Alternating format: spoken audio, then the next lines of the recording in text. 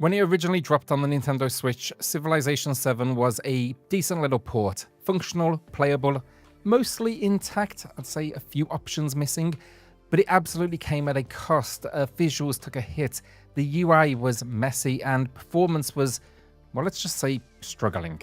Now though, it's got a shiny new patch for the Switch 2, so today we're jumping back in to see if this upgrade actually fixes those long-standing issues, and more importantly, does it finally deliver the strategy experience that the fans really deserve on the go? I also want to talk about then the big surprise, mouse-style control support.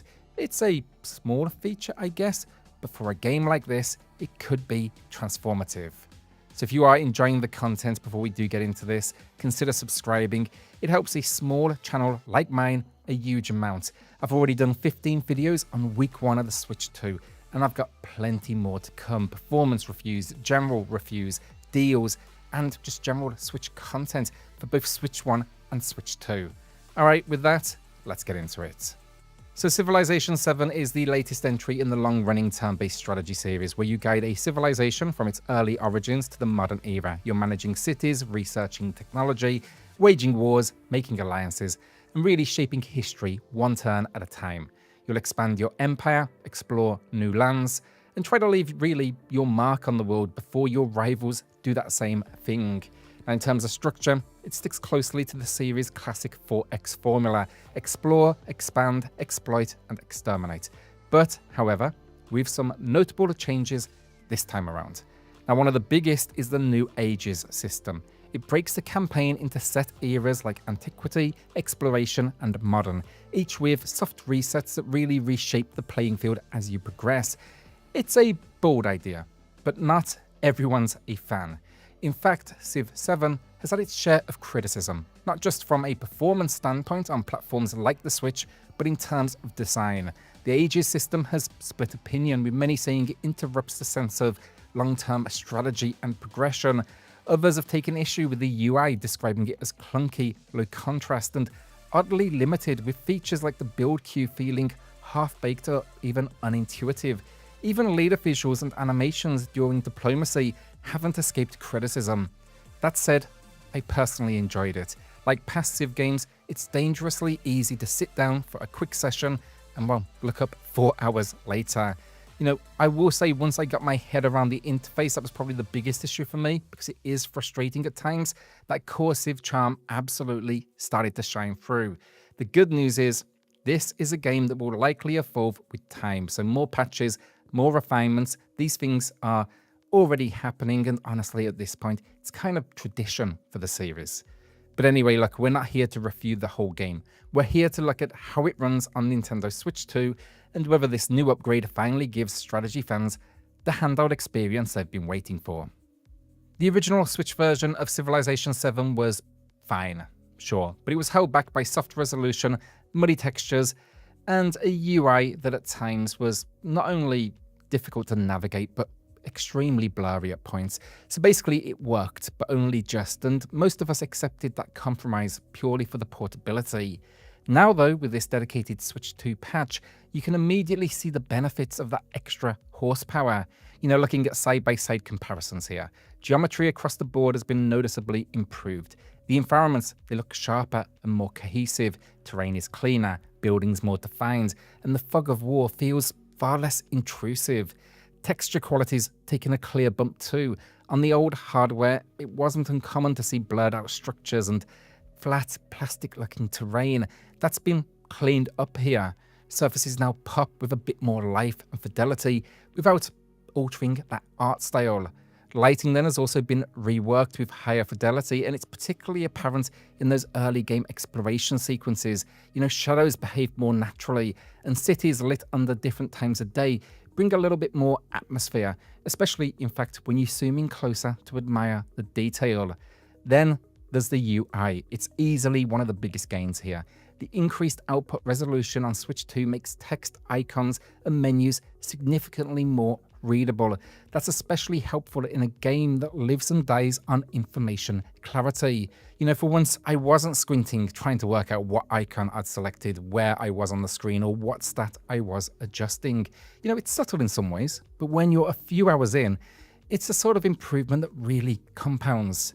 So essentially, what you're getting here is a far better representation of what the game is supposed to look like, and yeah, it finally feels in line with the other platforms, and crucially, it no longer feels like a compromise just to play it on the go. Load times are next, and they've been dramatically improved. On the Switch 2, I was able to load into a mid-game save, so turn 120, a fairly busy map, in around 40 seconds. Now, that might not sound blazing fast on paper, but in the context of Civ, where the game's juggling dozens of active systems, that's solid, especially when you compare it to the original Switch 1 version, which in my testing with the same save file took nearly double that time. You're looking at an extra 40, sometimes even 50 seconds just to get back to the map. Now, I'm going to let those load times play out on screen now, side by side, so you can see the gap for yourself. It's not the most thrilling comparison, I'll admit, but it's worth seeing because this is the kind of improvement that makes a difference between a quick pickup session and putting the console down entirely. Now, while those do run, let's talk about what else is different in the Switch 2 build before we get to what everyone really wants to know, which is, of course, performance. So as for the Switch 2 build, it's not just a case of faster loads and prettier textures. There are actual meaningful gameplay changes here. So first up, the basics. Game chat support is now baked in. It's not a headline grabber, but nice to have if you're jumping into multiplayer. And speaking of multiplayer and modes generally, this is one of the big wins. The original Switch version limited you to tiny and smaller maps across any mode. It also capped then multiplayer at lower player counts. With the Switch 2 version, you get support for all the map sizes and up to 8 players in the modern age. That alone transforms what's possible on the go. It also now supports cross-play multiplayer with other platforms, which is huge if you've got friends on PC or elsewhere. But the biggest surprise, and what I think is genuinely a game changer, is mouse style support. Now, I've made my thoughts clear on the UI already in this video. It's clunky, it's awkward, and even after hours with the game, you still find yourself second guessing what button does what. But mouse style controls, that's where this version finds its rhythm. With the Joy-Con mouse enabled, I was suddenly just gliding around menus, sipping between build queues and diplomacy screens. It just removed the guesswork entirely. It's not perfect still, I'll admit. The tiny Joy-Con, it isn't the most comfortable setup long term, and someone really needs to make a dedicated Switch 2 accessory for it. But still, this is the first time I've played a Switch 2 game and thought, yeah, this control option actually matters. If you are playing Civ 7 on Switch 2, what I will say is use it. It's absolutely worth it. Finally then, performance. Honestly, it wasn't bad on the original Switch. Not great, but not terrible. It was unlocked. Generally, it sat in that 30 to 40 FPS range. The occasional spike maybe to the 50s, but push it, zoom out with the camera around, and it wasn't uncommon to see the mid-20s here just creep in. You'd also get noticeable stutters when panning quickly across the map. Nothing game-breaking, but when you're scanning for specific units or trying to issue orders efficiently, it could absolutely throw you off. On Switch 2 though, first of all, well, yes, it hits 60 FPS, but it's not locked. In most cases, you're going to see it float between 50 and 60, and even when it dips, it's not disruptive. I pushed it, zoomed all the way out, panned erratically across a heavily populated map, as you can see on screen, and sure enough, it could hit the low 40s very briefly, but the real difference here is how much smoother it feels. Those dips, you don't notice them half as much in real time.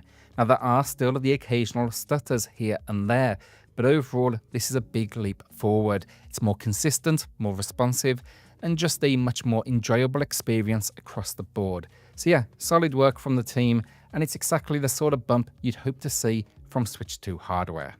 So the final verdict, and this is a proper upgrade, exactly what you want from a Switch 2 patch. Visually, it's cleaner, sharper, and significantly more readable. Performance is vastly improved, the UI doesn't fight you at every turn, and loading times have been dramatically slashed. And the added features? Brilliant. But above all else, mouse support. This is the first Switch 2 game I've played and thought, yep, again, this is what it was made for. It transforms the experience and makes navigating the often clunky interface feel intuitive. Transparently, I will put this out there just at this point. I've still not played Cyberpunk, but I've got a feeling that's going to get uncomfortable real quick with mouse support. Basically though, look, on Civ 7, if you're a strategy fan, this one's well worth the price to upgrade. And if you've been waiting to finally get the game when it feels right on handout, I think this is that moment. So will you be checking it out? Let me know in the comments. If you've already been playing, would love to hear your thoughts. And again, if you enjoyed this, subscribe. It helps the channel a huge amount. Cheers all.